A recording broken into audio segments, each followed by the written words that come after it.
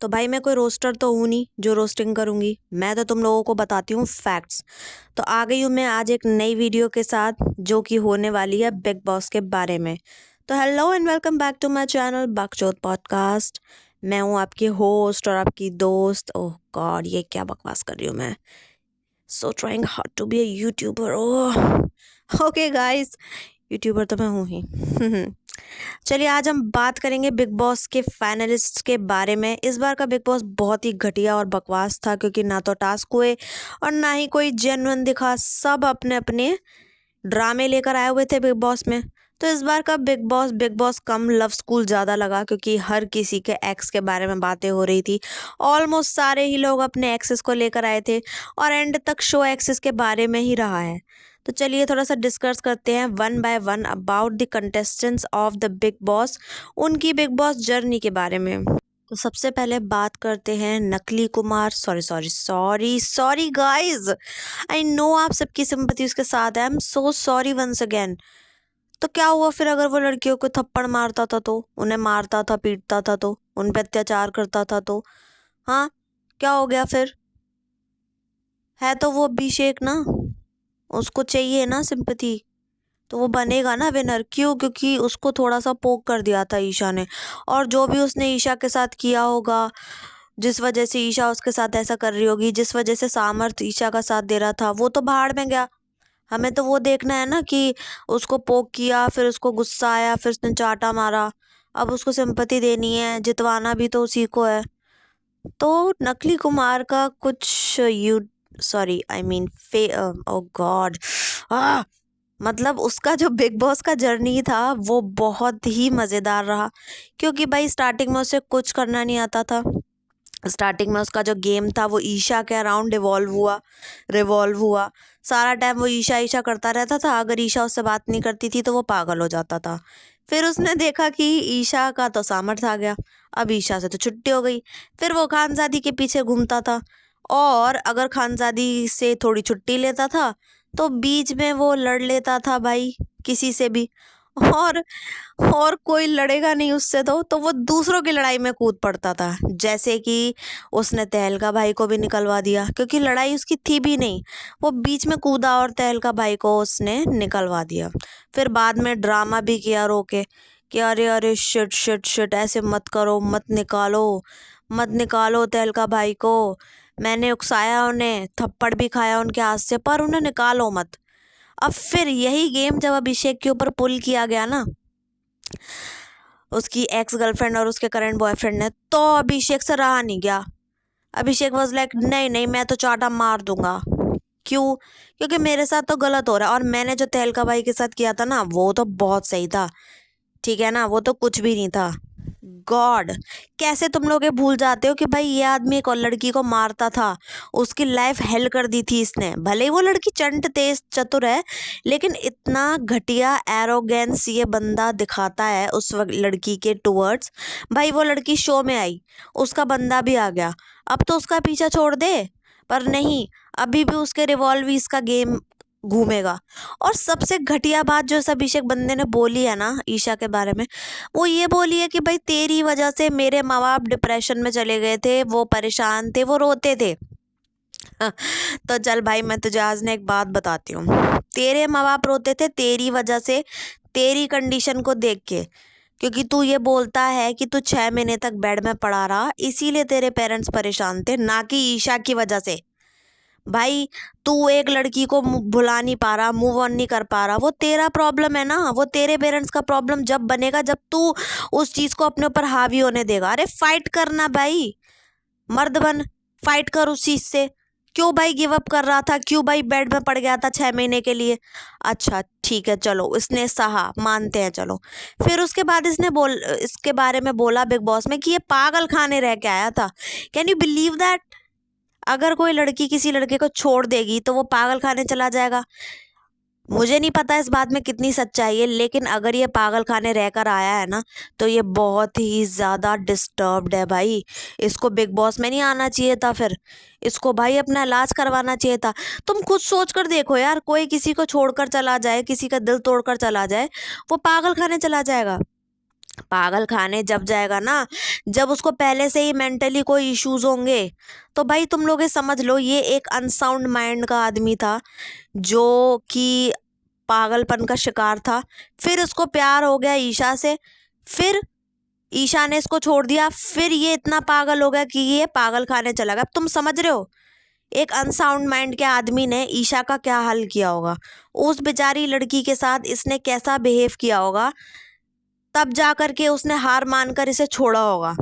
और फिर ये पागल खाने गया, क्योंकि ये पहले से ही पागल था भाई। किसी से प्यार करो वो छोड़कर चला जाए तो तुम पागल खाने तो नहीं पहुंचोगे, हाँ टूट जाओगे, लेकिन पागल खाने तो नहीं पहुंचोगे। और 6 महीने बिस्तर पे भी नहीं पड़ोगे भाई, जब तुम खुद एक अपने परिवार के सोल अर्नर हो, तुमको खुद अर्न करना है ना, तो तुम ब्रेकअप की वजह से बिस्तर में तो नहीं पड़ोगे। अगर तुम बिस्तर में पड़े थे ना नकली कुमार, उसके पीछे रीजन रहा होगा तुम्हारा पर्सनल। बचपन से ही तुमने बहुत सी ऐसी चीजें देखी होंगी जिसने तुम्हें मेंटली अफेक्ट किया होगा, और ईशा उसका सिर्फ एक पार्ट होगी। सारा रीजन ईशा के मत्थे मर देना, ये बोल देना कि इसकी वजह से सब हुआ था। नहीं भाई, तेरे खुद के अनरिजॉल्व कुछ इश्यूज भी तो थे ना। सारा कुछ उस लड़की को हेट क्यों दिलवा रहा है भाई? ठीक है ईशा अच्छी लड़की नहीं होगी, बुरी होगी, जो भी सीन होगा, पर्सनली वो बहुत चालाक है, चंट है, जो भी है, पर ये क्या कम है? ये भी तो भाई उसका इस्तेमाल करे जा रहा था। इसका पूरा गेम ईशा के अराउंड इवॉल्व हुआ है, तब तक तो ये फाइनल में आया है। फिर इसने देखा कि मुनव्वर अकेला है, अब मुनव्वर को कोई नहीं पूछ रहा, तो चलो अब मुनव्वर के साथ हो जाता हूँ। फिर ये मुनव्वर के साथ हो गया। इसे पता था मुनव्वर कैसे ना कैसे करके टॉप में तो आएगा ही आएगा, साथ में मैं भी चिपक कर आ जाऊंगा। तो यही किया है इस आदमी ने। चलो अब बात मुनव्वर की हो रही है, तो चलो दूसरा नंबर मुनव्वर का। मुनव्वर भाई आप तो जो नीच गलीच है उसके बारे में तो क्या ही बोलना। देखो भाई लड़की वाली सिचुएशन मुझे नहीं पता, लेकिन लोग ये बोलते हैं कि इसने बहुत लड़कियों को डेट किया है, उन्हें होप्स दिए हैं, उसके बाद उन सबको छोड़ दिया, फिर ये बिग बॉस में आ गया, फिर उनको जलाने के लिए ये बोलने लग रहा है कि नाजिला मेरी बंदी है। भाई मुन्नवर ने ना अपना डाउनफॉल वहीं प्लान कर लिया था जब उसने ये बोल दिया कि नाजिला मेरी बंदी है। और भाई मुझे नाजिला की याद आ रही है, वहीं से इस बंदे का विध्वंस शुरू हो गया था। उससे पहले ये बहुत सही खेल रहा था भाई, जब इसने अपनी बंदी का नाम नहीं लिया। इसको ना नाम नहीं लेना चाहिए था, इसको बस बोल देना चाहिए था कि हाँ ठीक है मेरी गर्लफ्रेंड, बट नाम नहीं लेना चाहिए था। खैर लड़की वाली सिचुएशन पे मैं कुछ नहीं बोलना चाहूँगी, क्योंकि जो लड़कियाँ लड़कों के साथ 2 दिन में सो जाती हैं, उन लड़कियों के लिए मेरी कोई सिंपैथी नहीं है और ना कभी होगी। वो कोई सीता या सती सावित्री तो नहीं थी सारी लड़कियां जिनको भी इसने डेट किया। हाँ इसकी बीवी के लिए मुझे बहुत बुरा लगता है, जिसको इसने चीट किया नाजिला के लिए। नाजिला नाजिला तुम में से कितनों को लगता है कि नाजिला और आयशा के साथ गलत किया है मुन्नवर ने? नहीं भाई, गलत तो भाई इस बंदे की बीवी के साथ हुआ है। नाजिला जब 16 साल की थी तब इसने नाजिला को डेट किया, तब नाजिला को नहीं दिख रहा था कि भाई एक शादीशुदा आदमी के साथ मैं क्यों घूम रही हूँ, और आयशा जी को नहीं दिख रहा था कि भाई ये बंदा तो नाजिला का बॉयफ्रेंड था, तो ये मेरे पास आ रहा है, तो ज़रा एक बार मैं नाजिला से कंफर्म कर लूँ। बट नहीं नहीं, कंफर्म क्यों करना है, लड़का मिल रहा है ना पैसे वाला, तो चलो चल देते हैं भेड़ चाल में उसके पीछे। खैर छोड़ो, इस बारे में किसी और दिन बात करेंगे। बट मुन्नवर जी आप कौन सा अच्छे हैं? अपनी बीवी के साथ बुरा करने के लिए आप मेरी नज़रों में बुरे हैं और रहेंगे। फिर आपका बिग बॉस में आकर वही लव वाला एंगल चालू हो गया था मन्नारा के साथ, पर वहाँ भी आप फेल हो गए, और रहा सा पट्टा आपका आयशा ने फेल कर दिया बिग बॉस में आके। तो खैर आप तो दूर दूर तक कहीं पर भी फिनाले में दिखने भी नहीं चाहिए थे, बट पता नहीं कैसे आप आ गए हैं। पर आप जीतेंगे तो नहीं, ये तो पक्का कंफर्म्ड है। अगर कलर्स आपको जिता दे तो मैं कह नहीं सकती, नहीं तो आप नहीं जीत सकते हैं। ठीक है चलिए, अब अगला कंटेस्टेंट जो है वो है अंकिता जी। वाह वाह, टीवी की चहेती बहू बेटी जो भी कह लो, इस औरत ने अंदर आके जो ड्रामा मचाया है ना, उसके बारे में जो भी ऐश्वर्या ने कहा था वो सब सच कहा था। ये बहुत बड़ी फेक है भाई। मैं बताती हूँ ये पति पत्नी क्या सोच कर आए थे। इन्होंने सबसे पहले अंकिता को बेचारी दिखाया। अंकिता ने दिखाया कि देखो देखो मन्नारा मेरे ऊपर कैसे चढ़ रही है, चिल्ला रही है, और देखो देखो सब मुझे कैसे तंग कर रहे हैं, कैसे परेशान कर रहे हैं। भाई मन्नारा से इसने सच निकलवाया उसकी बहनों के बारे में। फिर उसे एपिसोड के टाइम पे उसके खिलाफ यूज किया, ये बोल के कि क्या क्या कौन सी बहन है, क्या दिक्कत है इसको बहनों से, जबकि मन्नारा पहले ही उसे बता चुकी थी कि भाई उसके कुछ इश्यूज हैं और भाई वो नाम नहीं लेना चाहती अपनी बहनों का। तो यहीं से मन्नारा और अंकिता की दुश्मनी हो गई। अब पूरे शो में अंकिता ने फालतू का फुटेज लिया अपने पति विक्की से। विक्की की हरकतें हैं ऐसी, और अंकिता ने ये जानते हुए भी उससे शादी की, और अब उन चीज़ों को, वो इश्यूज को वो यूज़ कर रही थी अपना बिग बॉस में। हाँ, यहाँ तक भी ठीक था, लोगों को लोग सिंपैथी दे रहे थे। इसकी सास ने आकर के शो में रही सही सिंपैथी इसको दिलवा दी। अब इसने कांड कहाँ करे। मुझे लगता है शायद अंकिता मैडम की ना दवाइयाँ बंद हो गई थी, इसीलिए उनकी अपनी असली औकात पे आ गई। भाई उस बंदी ने भाई उस बंदी ने कैसे लास्ट में आके अपनी औकात दिखाई है भाई, मन्नारा से लड़के और अपने पति का कैरेक्टर डाउन करके। और ऊपर से जब भाई वो बिग बॉस में एक परफॉर्मेंस हुई थी ना, जहाँ पर ये झांसी की रानी की तरह आंखें निकाल निकाल कर देख रही थी सबकी तरफ कि ये मेरे बारे में क्या बोल रहे हैं, उसमें भी इसने अपनी असली औकात दिखाई है। तो खैर, अंकिता का जो फेक चेहरा था, जो उसने स्टार्टिंग में दिखाया, सिंपैथी ली, एंड तक पहुंची, अब उसने अपना नकाब हटा के बहुत बड़ी गलती करी है, क्योंकि ऐसे तो नहीं जीत सकती वो तो गई बेटा, हार गई वो तो। अंकिता जी, सब सही चल रहा था, आपका ड्रामा, ढोंग, नकली चेहरा सब सही था, आप जीतते उस हिसाब से। मैं खुद आपके लिए वोट करती अंकिता जी, मैं किसी के लिए वोट नहीं करती, बट आपके लिए ज़रूर करती। बट एंड में आके ना आपने अपनी औकात दिखा दी। तो खैर, भाड़ में जाओ आप। बार बार सुशांत का नाम यूज़ कर लेने से कुछ होगा नहीं। ये बंदी इतनी झूठी है ना कि पहले इसने ये बोला न्यूज़ चैनल पे आके कि सुशांत तो क्लॉस्ट्रोफोबिक नहीं था, बाद में शो में भौंक रही है कि सुशांत क्लॉस्ट्रोफोबिक है। कमीनी कुतिया, तुझे पता है कि तूने क्या भौंका है? अब यही चीज रिया चक्रवर्ती यूज कर ले और बोल दे कि भाई पहले तो ये बोल रही थी, देखो मैं सही थी ना, तो तुझे पता है कितना बड़ा मोड़ आ जाएगा इस केस में, कुतिया कहीं की। चल भाग यहाँ से हरामजादी।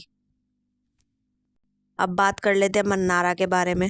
मन्नारा को लेकर मैं बायस नहीं होंगी, मैं किसी को लेकर बायस नहीं हुई हूँ, पर मन्नारा का गेम सबसे ज़्यादा नेचुरल गेम था भाई। मन्नारा ने कोई नकाब नहीं पहना, कोई चेहरा नहीं ओढ़ा। हाँ, उसको सच्ची मुच्ची में मुन्नवर पसंद होगा, ये हो सकता है, लेकिन लव एंगल चलाने में उसका भी पूरा हाथ था, क्योंकि उसे भी पता था कि लव एंगल चलाऊंगी तो मेरा भला होगा। और हाँ, अच्छी बात है भाई, सब गेम खेलने ही आए हैं यहाँ पे, कोई पूजा करने नहीं आया है यहाँ पे। तो ठीक है, इस चीज़ के लिए कोई बहुत बड़ी बात नहीं है कि मन्नारा ने बहुत बड़ा कांड कर दिया है, कुछ ऐसा कुछ भी नहीं है। उसका अंकिता पे चिल्लाना जस्टिफाइड था, क्योंकि भाई वो नहीं चाहती थी उसकी बहनों का कोई नाम ले शो में, तो वो सही थी अपनी जगह। और भाई परिणीति बहुत चिढ़ती है मन्नारा से, तो मन्नारा सही थी इस चीज़ में कि उसको नहीं चाहिए कि उसकी कजिन्स का नाम लिया जाए। अब मन्नारा का गेम प्लान बहुत बढ़िया था। मन्नारा ने पहले मुन्नवर को निशाना बनाया, फिर मुन्नवर छूटा तो उसने सोचा कि भाई एंगल तो कोई ना कोई चलाना पड़ेगा। फिर उसने यूके राइडर से फ्रेंडशिप का एंगल चलाया, फिर वो भी गया तो उसने मुन्नवर के साथ इट्स कॉम्प्लिकेटेड वाला एंगल चलाया, ताकि वो दिखती रहे शो में और लोग उन्हें पसंद करते रहे। तो भाई मन्नारा का जो गेम था वो सही गेम था, लेकिन अंकिता ने जो मन्नारा के बारे में बातें बोली है ना, वो बोल करके अंकिता ने अपना ही कैरेक्टर शो किया है। जैसे उसने कहा कि मन्नारा तो सौतेली बच्ची है, उसके तो मॉम भी रियल नहीं है, तो ये सारी चीज़ें बोल रहे हो तुम, और तुम कह रहे हो कि अभी 3 महीने पहले तुम्हारा बाप मर गया था, तो तुमको तो तमीज़ होनी चाहिए ना। अगर वो सौतेली है भी, तब भी भाई तुम्हें तमीज़ होनी चाहिए। मुझे नहीं लगता वो सौतेली है, क्योंकि बुरी तरह से उसका फेस मिलता है अपनी बहनों से, तो वो सौतेली तो नहीं है। लेकिन ये सब बोल बोल कर अंकिता जी आपने अपनी औकात तो दिखा दी। खैर, मेरे लिए सबसे बढ़िया इन सब कंटेस्टेंट्स में मन्नारा ही है, क्योंकि वो प्रॉब्लमेटिक बिल्कुल भी नहीं थी, उसने अपना गेम खेला है और वो ही डिजर्व करती है जीतना। लेकिन वही बात है ना, सिंपैथी तो मिल गई है अभिषेक को, तो अभिषेक ही जीतेगा, मुझे भी यही लग रहा है। पर आई थिंक मैं अभिषेक के साइड में खड़े होने देखना चाहती हूँ मन्नारा को। मन्नारा रनर अप भी बन जाए कोई बुरी बात नहीं, क्योंकि कहते हैं ना कि जेन्युइन खेलने वालों को कोई पसंद नहीं करता, सिंपैथी ले जाओ तो ट्रॉफी भी तुम ही ले जाओगे। और वही ठीक है, चलो यार हम क्या कर सकते हैं। तो खैर ये वीडियो को मैं यही ख़त्म करती हूँ क्योंकि मेरे व्यूज़ ख़त्म हो चुके हैं। इतना ही मैंने इनके बारे में सोचा है, इससे ज़्यादा मैं इनके बारे में सोचती भी नहीं हूँ। तो कैसा लगा आपको, एंड बिल्कुल बताइएगा आप किसे सपोर्ट कर रहे हैं या आपको क्या लगता है कि कौन जीतेगा। सो मैं फिर से आऊँगी एक नए पॉडकास्ट के साथ, तब तक के लिए बाय, अपना ध्यान रखिएगा एंड इस वीडियो को लाइक शेयर कमेंट कर दीजिएगा और प्लीज़ चैनल को सब्सक्राइब करके बेल आइकन दबा दीजिएगा। I love you all.